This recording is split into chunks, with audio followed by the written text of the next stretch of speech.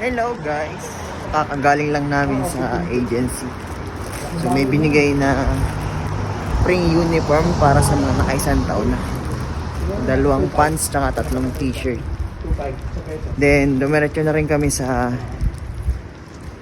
OTP Bank para mag-open ng account para sa SEP card. So doon na daw kasi papasok yung aming food allowance monthly. Kaya need namin mag-open. So ayan, tapos na rin, nakapag-open na. At 1 to 2 weeks darating yung card sa accommodation. So ayan lang.